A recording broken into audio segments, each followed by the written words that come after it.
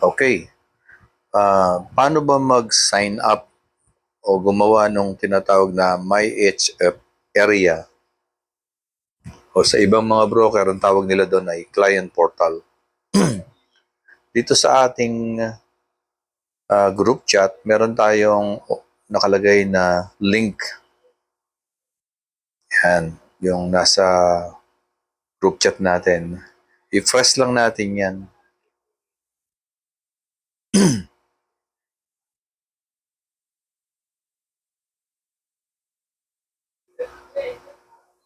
So, accept lang natin yan. So, registered. Pindutin natin registered. Yan.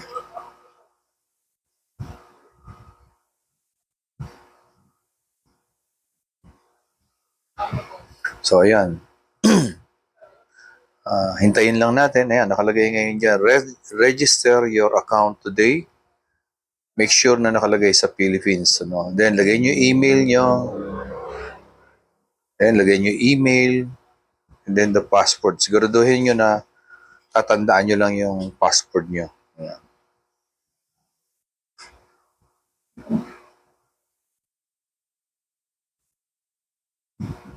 Tapos, susundan nyo na lang siya. Ayan.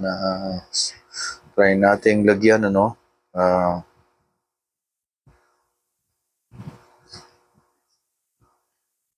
Lagyan natin. Halimbawa, bull ring 92 at Yahoo. Yan. Sample lang.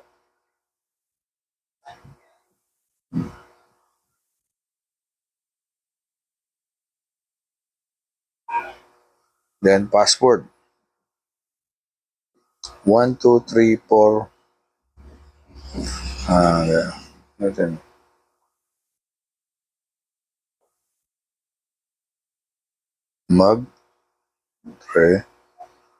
Trade. Saan ba maganda ang password? Password. Sample lang naman ito. 1, 2, 3, 4. Yan. So, para hindi nyo makalimutan, screenshot nyo. Yan. Kasi pag nakakalimutan nyo, magpo-forget password na naman kayo. Then, uppercase and lowercase letter. So, hindi tinatanggap. Ano? Kasi may isang hindi naka-check.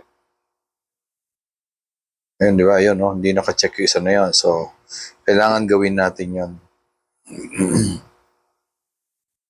So, gawin natin yung letter P, capital letter natin. So, ayan, naka-check na ngayon lahat. So, continue na. Continue. Ayan. So, to continue, please enter the 6-digit verification code we sent to you. So, ito sa email, ano? Check-in daw. Nagpadala sila ng verification code.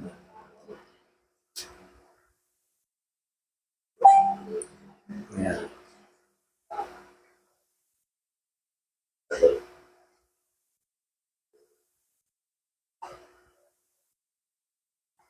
So, makikita nyo yun sa email nyo. So, tuloy lang. Ayan. So, let's say, inanap ko yung sa akin. Let's say, ito. Inanap ko doon sa email ko. Nakalagay ay 95949. One time lang naman yan. Kaya, tsaka sample lang ito. Continue, sabi niya. So, your account is ready. If the page doesn't redirect, yan, setting up your account. Ayan na. So, ayan, ano? Ano mga hinihingi? Hinihingi yung first name, last name, phone number, date of birth, month, at least 18 years old above. Ayan, year, and then yung US dollar, yan. O, yan.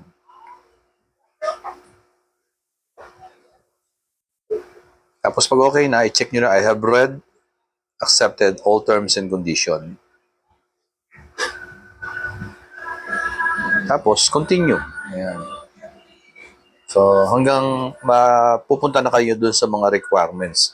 Pag sinundan nyo naman ito, hindi nyo na makikita yan yung mga masusunod na ganyan. Usually naman, ang hinihingi, mga ID, proof of address, or billing address, ganun lang naman. Kasi hindi ko pwedeng i-proceed na to kasi sample lang naman ito. Okay? So, pag may mga tanong naman, pwedeng mag-message na lang.